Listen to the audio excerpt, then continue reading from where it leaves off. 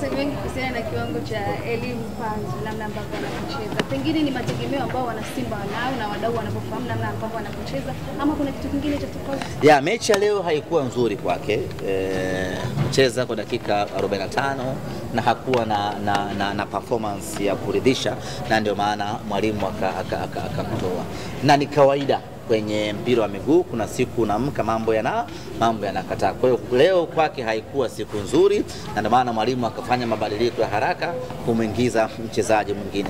Kiwango chake hakina mashaka hata kidogo, lakini usitegemee kila siku atakuwa kwenye kiwango bora. Kuna siku inakuja, kuna siku inakataa. Leo kwake imekataa na mwalimu akampumzisha ili kuendelea kujipanga kwa mechi inayokuja. Pengine wana Simba mnatumiaje wiki hizi 2 ama 3 kwa ajili ya kupanga kwenye mchezo unaofuata? Ya, tuna mapumziko kidogo hapa ya siku kama 3-4 hivi. Alafu wale wachezaji ambao wanakwenda kwenye majukumu ya timu ya taifa wataondoka kwenda kwenye majukumu hayo, lakini kundi kubwa la wachezaji litabaki kwa ajili ya kuanza maandalizi ya mechi yetu ya ligi ya mabingwa barani Afrika.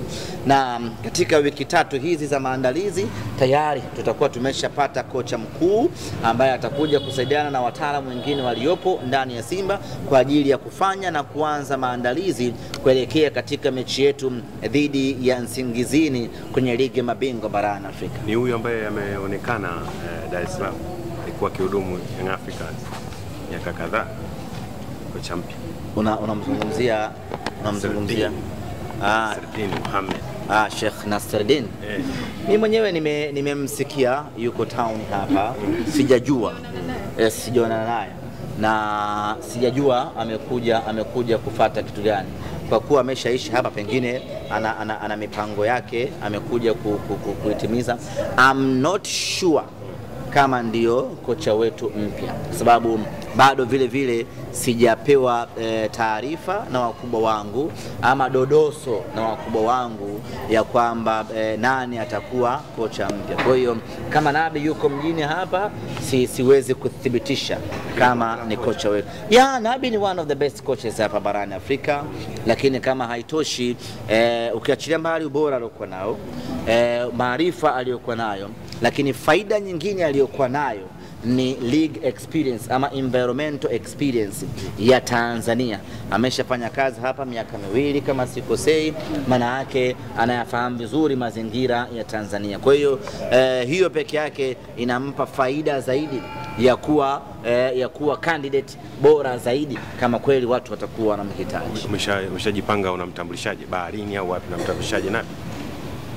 Bora kama una uhakika sana tunamchukua Nabi. Kaka ameshadukua mambo. Mimi kusema kweli taarifa sina, na mimi ningekuwa najua ningewapa hata code. Lakini kusema kweli ni declare hapa ya kwamba sijui kocha gani, lakini ndani ya wiki hii tutakuwa tumemaliza mchakato mzima wa kocha. Na semaji kuhusu Miguel Gamondi, je, naye natajwa kwamba umepeleka na mhitaji naye kwa ndani ya kikosi? Gamondi siwezi kumzungumzia at all kwa sababu ni mwajiriwa wa taasisi nyingine. Itakuwa ni unfair kumzungumzia mtu wa taasisi nyingine. Sheikh Nabi nimemzungumzia kwa sababu ni mtu huru, lakini kwa Gamondi I reserve my comment. Halo, mbona mapema wanangu? Hatujazungumzia goli ya Selemani Mwalimu.